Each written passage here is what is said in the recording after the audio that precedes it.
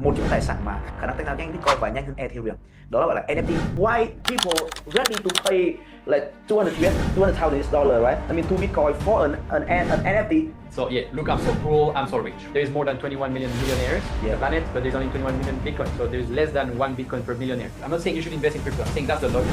Yeah, okay.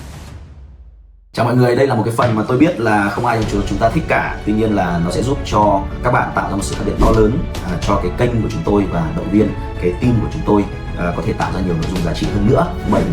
71% những người thường xuyên theo dõi các nội dung trên các kênh của Nguyễn Đình Đức lại chưa hề ấn nút đăng ký. Mục tiêu của chúng tôi đó là đem đến những cái người tuyệt vời nhất, giỏi nhất trong các lĩnh vực để chia sẻ cùng với anh chị các bạn. Vì vậy cho nên chúng tôi sẽ xây dựng những cái nội dung chất lượng hơn nữa, hoàn toàn miễn phí cũng như là cập nhật liên tục, giúp các bạn đưa ra những quyết định chính xác trong kinh doanh và đầu tư của mình. Và vì vậy cho nên lần nữa tôi kêu gọi các bạn hãy ấn vào nút subscribe trước khi tiếp tục theo dõi cái nội dung trong video này. I really want to ask you about NFT because Yes. it's very new and NFTs, okay. could you explain to me why like there people ready to pay like 200 US, $200,000, right? I mean, 2 Bitcoin for an NFT. For picture. For the picture which I can copy and paste, right? And why it has value? Yeah. Bạn ấy đầu tư vào NFT còn hơn. NFT là gì ạ? Là cái tranh hoặc là tác phẩm nghệ thuật được mã hóa. Một trong những tài sản mà khả năng tách ra nhanh Bitcoin và nhanh hơn Ethereum, đó là gọi là NFT. So there is two main ways to look at it. Okay, sure. The first one is what you want to show off. Correct. Actually, it's one of the reasons why people buy these very expensive things, right? In the normal world, non-NFT. Yep. So the more you make money in real estate or whatever, in entrepreneur, you build a business, you sell it, you say, okay, I want to buy a mega mansion and I want to buy a Lamborghini and I want to buy a Patek or an AP or whatever, right? Yeah. I want to show. NFTs, most people in crypto will have this NFT as a profile picture. Yeah. Or will have in their bio a link to a digital art gallery where you can click and you enter in like a room where you have art, your NFTs against the wall, and you can basically see what people own. So everyone can come on your social media profile and see that you own one of these $200,000 or $500,000 NFT. So basically that you're rich, that you're an OG, right? So that's one of the reasons. And then people say, yeah, but I can copy and paste, and with the blockchain you can prove if you own the NFT or not, basically. Okay. So you can just go on this digital gallery and then you can see it's linked to a cryptographic, linked to a cryptographic address, and you can see what address owns all this NFT, and you can see if the person basically owns this NFT or not. Okay, I see. Right. So that's one of the reasons. It makes more sense to like put an NFT on like a profile picture. Yes. Makes more sense than where so yeah, look, I'm so cool, I'm so rich. Number two, I'm part of a group. So it could be unrelated to money, but I'm part of a group of OGs, right? So this is like a club.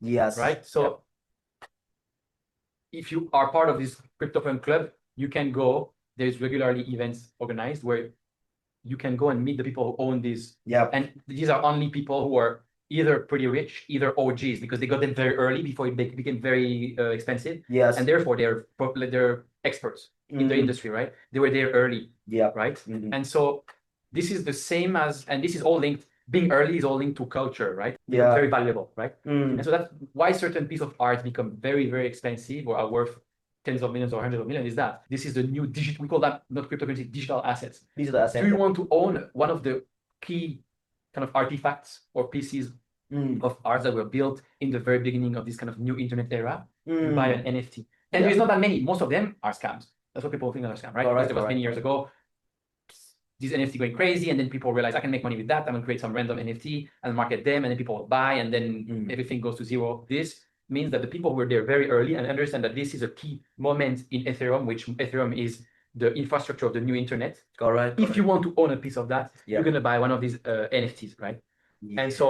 And then you're gonna hold it, and it's gonna become basically like art, but art that instead of having in your home that only your guests can come and see, you can put on your digital museum or digital home, and everyone who comes to your Instagram or LinkedIn or X Twitter profile can come and click and enter into your digital gallery and see that this guy or this girl is the real deal. Genuine real owner of the things, right?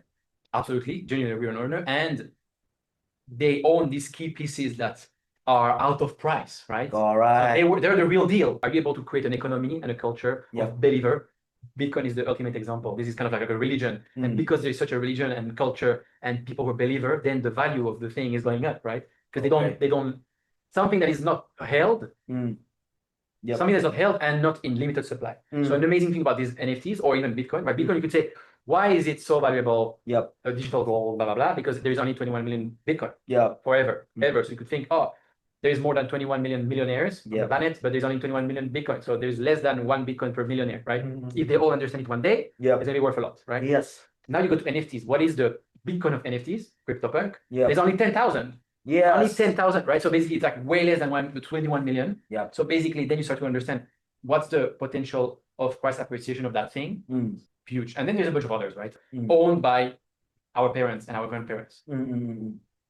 Our parents and grandparents one day will pass away, and we will inherit these real estate stocks, whatever wealth. Yes. Where is our generation more likely to invest? In a painting that no one cares about our age, or in the new artifact, or in cryptocurrencies, or in the new artifacts, or kind of like digital cultural. I mean, you understand, right? These NFTs things that are very limited, and that show that people who actually have money in this industry now, they don't go and buy the Patek, or I mean, some of them, yes, they go and buy the NFT because they want to show everyone, I have money.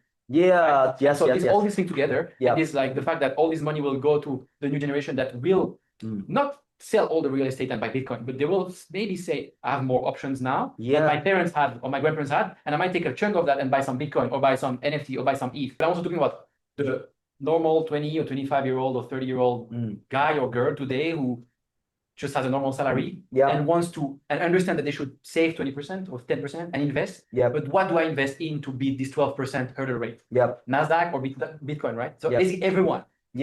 Right? Everyone, maybe if you're an employee and your salary, you have less to invest every month, but it doesn't mean you should not invest. Right. I'm not saying you should invest in crypto. I'm saying that's the logic. Okay.